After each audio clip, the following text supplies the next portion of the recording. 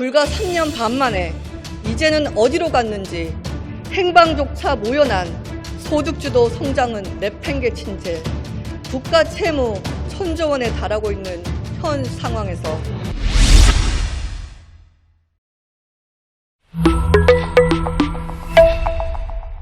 국회의원들이 해당 상임위에서 피감기관이나 국무위원들을 상대로 질의도 하지만 이렇게 국회 본회의장에서 국민들 앞에서 연설도 합니다.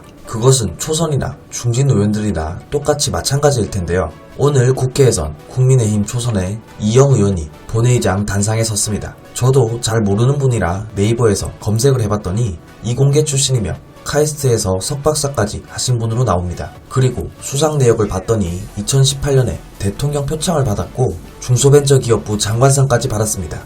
박영선 장관이 아니라 2018년이면 딸에게 쪼개기 증여를 했다는 논란과 여러 비위 의혹들이 있음에도 장관으로 임명됐었던 홍종학 장관이었을 때인 것 같습니다.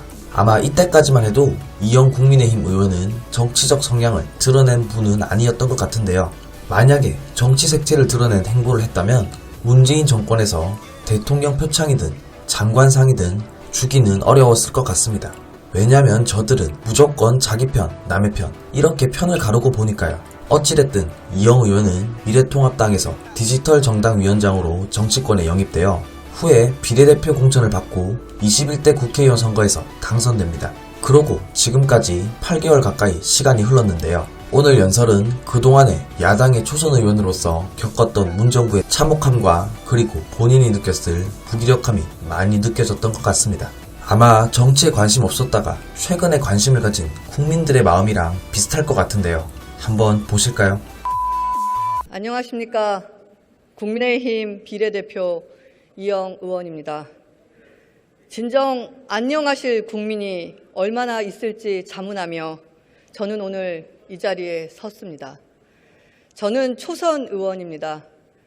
제가 비례대표에 당선됐을 때 많은 분들은 뭐하러 머리 아프게 여의도 같은 곳에 가냐고 저에게 물었습니다. 심지어 어떤 분들은 도둑놈들만 즐비한 곳이라고까지 얘기했습니다.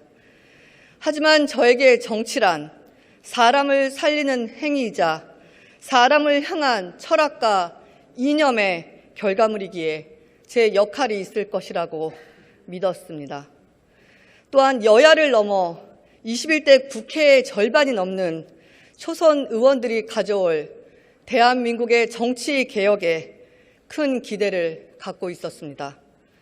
그러나 불과 6개월 만에 저는 좌절과 실망을 넘어 분노를 느끼고 있습니다.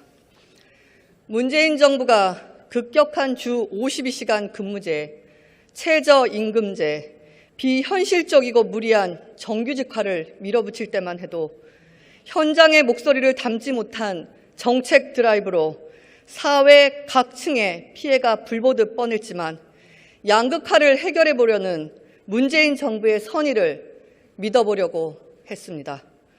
그러나 불과 3년 반 만에 이제는 어디로 갔는지 행방조차 모여난 소득주도 성장은 내팽개친 채 국가 채무 1,000조 원에 달하고 있는 현 상황에서 기획도 엉성한 한국판 뉴딜을 들고 나와 160조를 투자해 190만 개의 형체도 불확실한 일자리를 만들겠다고 했을 땐 그 최소한의 선의마저 사라지고 있다고 생각했습니다.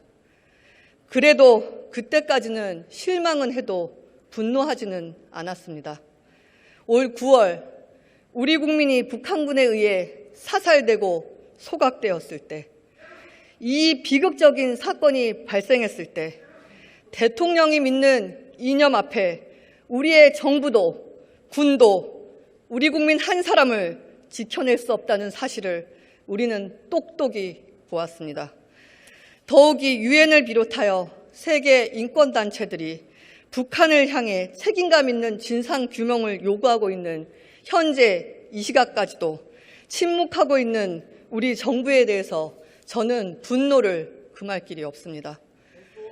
또한 환매 중단으로 1조 6천억 원대의 피해를 발생시킨 라임 사태를 비롯해서 옵티머스 등 주리은 사모펀드 사고에 정권 실세들이 거론되고 있음에도 특검은커녕 멀쩡하던 서울 남부지검 증권범죄 합동수사단을 해체해버렸을 때는 문재인 정부의 도덕적 부분에 회의가 들기 시작했습니다. 그리고 최근 가장 정의롭다고 추켜 세우던 윤석열 검찰총장이 살아있는 정권을 향한 수사를 시작하자 하루아침에 정권의 주적으로 공격하더니 급기야 직무정지를 시키던 날 대한민국의 법치주의의 파괴를 목격했습니다.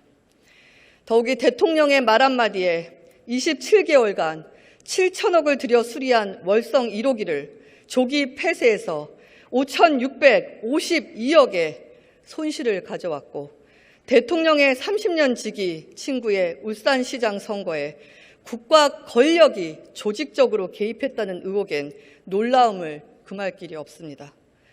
이제 막 정치 생활을 시작했습니다. 국민이 달아주신 국회의원이란 배지의 무게가 아직은 버겁습니다. 이에 국민의힘 58명의 초선 의원은 지금 영하의 날씨에도 불구하고 청와대 앞에서 자정까지 1인 시위를 하고 있습니다. 청와대 앞에서 문전박대의 수모를 겪어내며 대한민국 국민이면 누구나 갈 수 있는 연풍문 앞 거리에서 청와대의 하명에 경찰의 인해장명에 포위되어 앞으로 나아갈 수 없는 상황에서도 우리 국민의힘 58명은 문재인 대통령께 꼿꼿이 서서 묻고 있습니다. 무엇을 숨기려고 이렇게까지 하십니까? 무엇을 숨기려고 이렇게까지 하십니까? 거짓과 위선은 함께할 수 없습니다. 지금처럼 침묵으로 회피하면서 책임의 중심에서 목숨을 감추신다면 저희 초선들은 국민의 대표로서 대한민국의 역사의 책임자로서 대통령께 묻고 또 물을 수밖에 없습니다. 무엇을 숨기려고 이렇게까지 하십니까? 경청해 주셔서 감사합니다.